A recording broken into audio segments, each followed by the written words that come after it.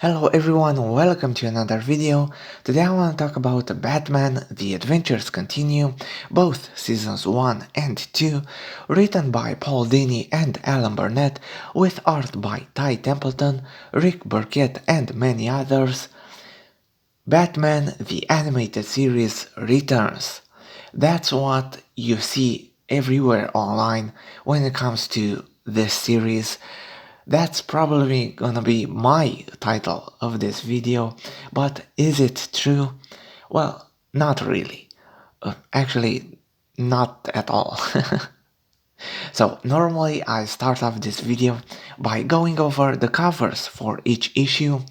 I already did that in a previous video when I announced the Batman Season 3 of The Adventures Continue.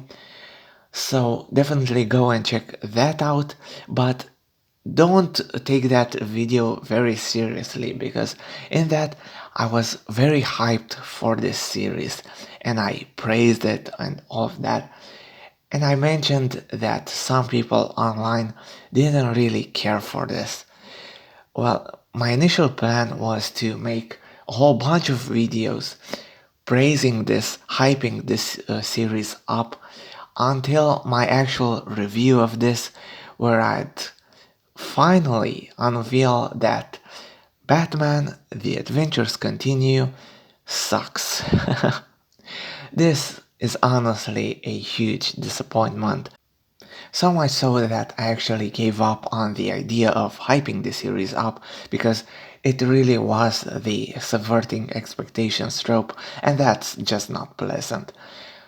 Online discussion surrounding the series mentions the Batman animated series quite a lot, I mean even the title of this video, but that's not actually true. What this wants to be is actually a continuation of the new Batman adventures, and it wants to insert itself into the DC animated universe. We'll see if it succeeds. Answer to that question, no, actually. It absolutely does not. When DC first announced this series, they also had a line of action figures to go along with it, and right from the start, a lot of people online said that this would only be a cheap nostalgia cash grab, and they'd just use the Batman Adventures name to sell toys.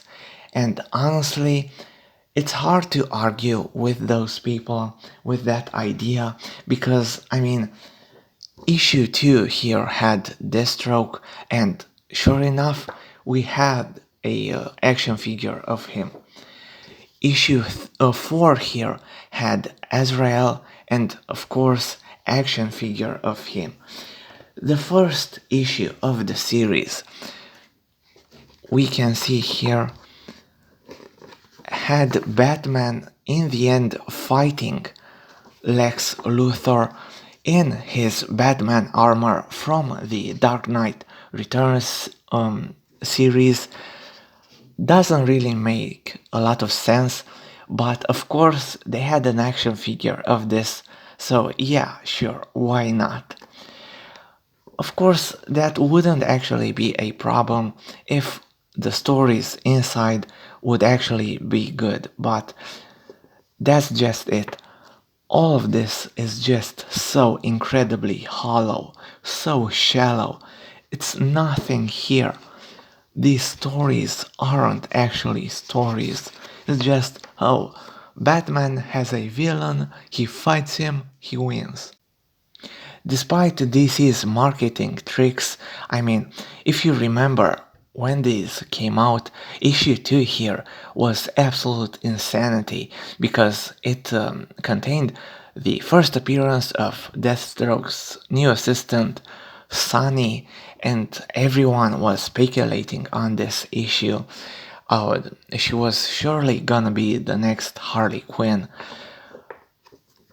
The fact that DC got Sean Gordon Murphy to do the cover for this issue definitely helped in that speculation, but if you actually read what's inside the issue, again, it's nothing. It's just, oh, Deathstroke tries to manipulate Batgirl and Robin to have them join him, and of course he has ulterior motives. And of course, let's play on that nostalgia some more, because why not? Okay, sure, do that, but also tell an actual story. Make me invested in your series. And it's just nothing here, man. Even with the art, I mean, you can see here it tries to emulate that new Batman Adventures style, but it still just comes across as a cheap knockoff. And again, I mean, using all these costumes that, oh, you remember this, but it doesn't make sense. So, coming across as a cheap knockoff, the first season had Ty Templeton as the artist. Of course, Ty Templeton writing the actual Batman Adventure series back in the 90s. Why couldn't they have him return on that? But no, of course, Paul Dini as a writer would sell more. But again, they just banked on those names, that nostalgia way too much, and they forgot to tell an actual story. When they actually did focus on the story, they were just mean. I mean, issue 4 here with Azrael sees Catwoman for a bit, huge disappointment. I mean, to me, I love Batman and Catwoman, and she's just here for a bit, for a few pages in this issue. She's undercover, man. Use more of her, but no.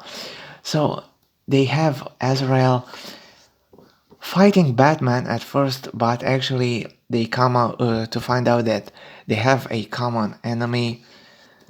No, it's not Penguin. It's actually, we can see here, Mr. Freeze. And Mr. Freeze's history in the DCEAU is actually pretty interesting, because, of course, Paul Dini introducing him, this new version of him in Heart of Ice, creating this new backstory for him, absolutely revolutionary for the character. But then DC went along and made, what was it, Batman Sub-Zero without Paul Dini and Bruce Timm, and both of them just hated that movie because it didn't represent the Mr. Freeze that they had in mind. So, as the Batman animated series went along with the new Batman Adventures, with Batman Beyond, we saw this enemy-like Mr. Freeze going full-on villain, and I don't know, I mean, I liked Batman Sub-Zero, but I also liked what Paul Dini and Bruce Timm ended up doing in Batman Beyond with the character. Here, however, it's just a Paul Dini being way too stubborn and insisting that, no, this is the only version for Mr. Freeze. And it's just, I mean, here we have Batman actually throwing Nora's corpse at Mr. Freeze to distract him. And just think about that sentence. It's so out of character for Mr. Freeze, for Batman himself. It's just mean. And that's what I mean when I say, so this whole series is shallow, and when it's not shallow, when it's not just a toy commercial, it's actually mean to its characters, to the grand universe that we had in place. And we get to see it best mentioned here, starting with issue 5, because I'm sure you've seen in the pages that I've flipped through, The main selling point of this, despite being a toy commercial, was actually introducing the Red Hood, Jason Todd, in the DCAU, in the Batman animated universe. But again, think about that sentence. It doesn't really make sense because we kind of had a Jason Todd in this universe, and it was the third Robin. I mean, he already had most of Jason's backstory and characteristics. So that actually poses a problem because when introducing Jason here, Paul Dini and Alan Burnett had to make up a different backstory for him. And since this universe's Robin already was kind of impulsive, like Jason Todd, they actually had to make Jason borderline psychotic here. I mean, he's full on psycho right from the beginning. And the other characters don't help. I mean, Alfred, right from the start, is just so mean to the character, doesn't accept him at all. And it's like, dude, come on, that's not Alfred. None of these characters are who they're supposed to be. And it's a shame because I just look at this. And it's such a shame because there are glimpses of greatness here. I mean, the series has a style reminiscent of the new Batman Adventures, right? With this Batman. But when they remember things, when they go back in time, they use the Batman animated series costume, and it's such a nice touch. I mean, just look at this. Really great touch, and it just shows that, hey, this could have been way more than it is. But unfortunately, we didn't get to that. We got glimpses of, hey, this could be better, but in the end, we just got, I mean, Alfred hating on a kid. That kid ending up to be borderline psychotic, and it's just, why make this? I mean, of course, we know why, to sell toys, but still, such a waste. And then season 2 comes along, and it's not any better.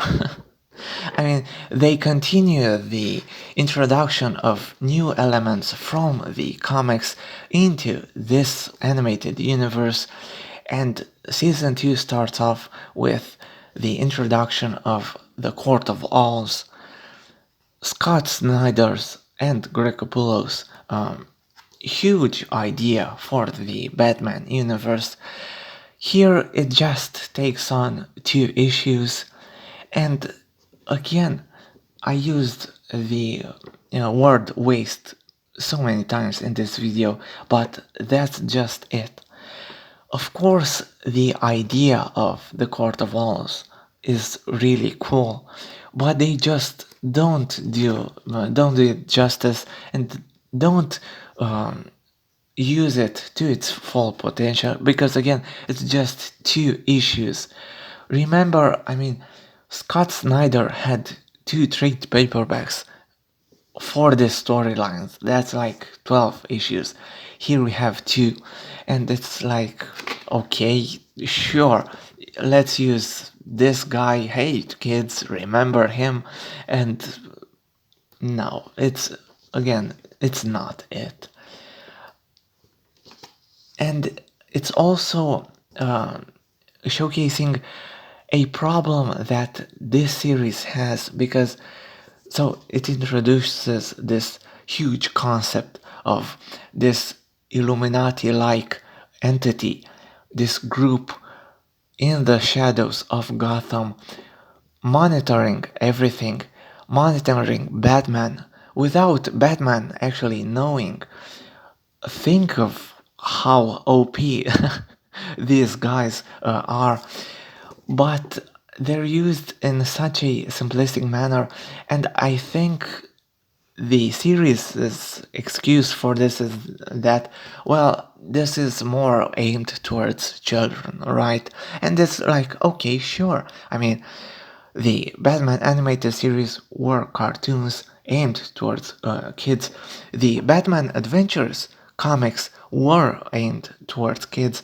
But here, I mean, season 2, issue 3, here we have Huntress and she's hunting this guy.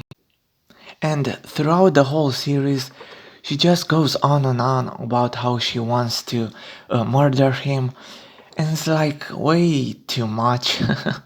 I mean, I don't remember the animated series being so full on murder. They weren't, you know. And here we have, yeah, I mean, Huntress is already pretty hard to handle for a younger audience, but I mean, the Justice League Unlimited series did it quite well. Here, it's way too much. Again, I mean, going through her history, and again, just, oh, I wanna kill, I wanna kill, I wanna kill. But hey, kids, read on to see how I'm gonna kill. And come on, guys, what are you even doing? And again, this is Paul Dini. He should know better, especially since, I mean, the whole issue ends with this guy behind bars, and it's like, of course, he doesn't get killed. It's a kid's story. He just gets punished. But no, here we have Huntress, and yes, she's gonna kill him. And it's like, why? I don't know. It doesn't know what it wants to be. It's all over the place. It's shallow, it's mean, it's everything that it shouldn't be, and way too little of the things that it should be. But listen, I don't want this video to be just me complaining, although the series definitely deserves it. So I'm gonna mention some stuff that I did like in this. So returning to issue 4 from season 1, Batman and Azrael go to Penguin's lounge and they try to interrogate him, but of course Penguin has a new wingman, Mr. Wing. And he's a new character. He actually returns quite a few times in this series, and every time it's just a joy to have this guy, especially since, I mean, the new wingman, Mr. Wing, we get a lot of puns with him. And seeing pages like this is like, yes, more of this, please. But again, way too little. Another issue that I actually loved, and this is by far the best one in the entire series, issue 8 of season 1. This wasn't even planned. I mean, when the series first got announced, it was supposed to be 6 issues. They extended it to 7 issues for season 1 and ultimately gave us an 8th issue for Christmas, although it came out in January. And this is just pure perfection. This is what Batman animated should be. This is a Christmas story with everything that Christmas entails. A feel-good story, a very long story. I mean, I thought this was a double issue because it just kept going on and on and on, and I loved every single page of this. do read issue 8. I'm not gonna recommend this series. I'm not gonna tell you to go buy any of the trades, but I will recommend you check out this issue. I mean, it's got everything. It's even got our favorite character that I think got introduced in one of Batman's anniversary issues. I think it was for Detective Comics, either 1027 or 1000. And here we have Newt Brody just making a mockery of the Batman Rogues Gallery. Of course, trying to save the day. It's really cool.